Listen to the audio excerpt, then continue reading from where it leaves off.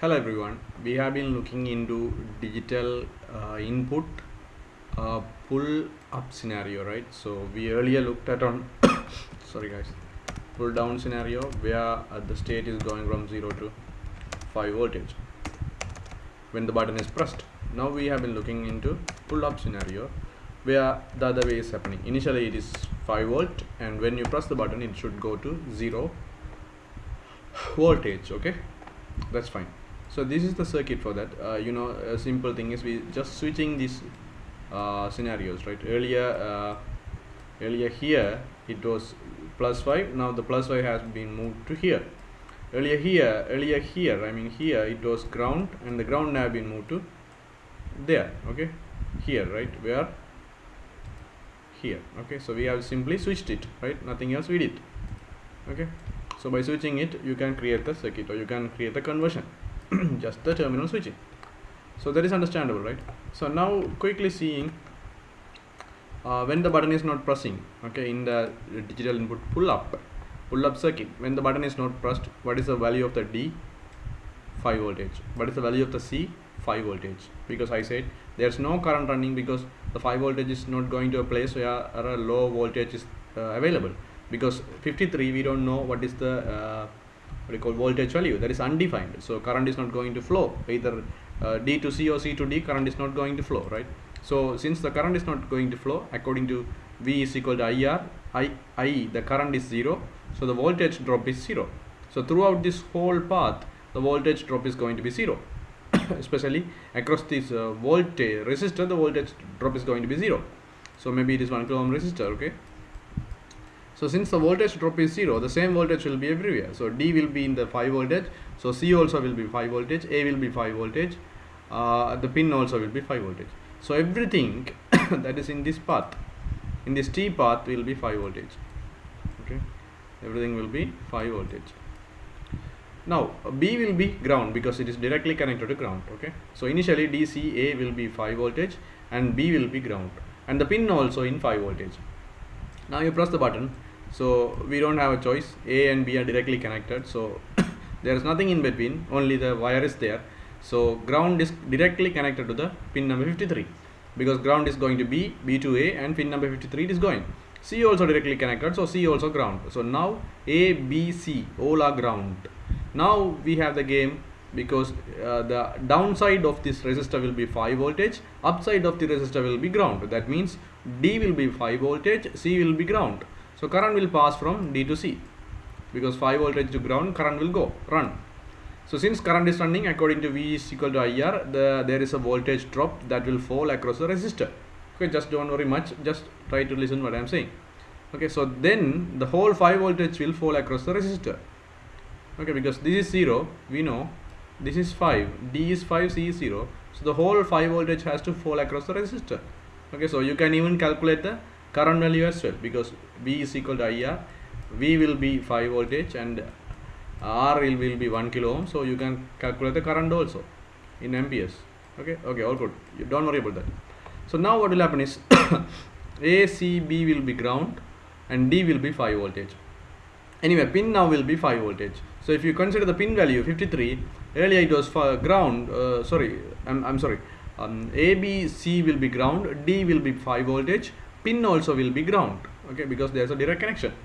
So now when we have in the digital input pull up, when you have released the button, the pin state will be 5 voltage. When you press the button, the pin state will be ground. That is what I am explaining now. So 5 voltage to ground transformation is going to happen. So in other words, when the input is given, the pin state will become ground or 0. When the input is removed, pin state will be +5. So using that, you can write your logic. Okay, so look at this logic. What we do is, excuse me guys, we take the pin number 2 as an input pin, and we have the LED scenario. You remember in one of the previous videos we did it. When the button is pressed, we switch on an LED. When the button is released, we switch off an LED. So earlier, since we have the pull down circuit, when the button is pressed, this input the digital input values was +5, that means 1, that means high, because that is pull down. Now we have pull up circuit, so when you press it, the input value will be 0. or low. You understand? The opposite way. So the if else logic also should be the opposite way.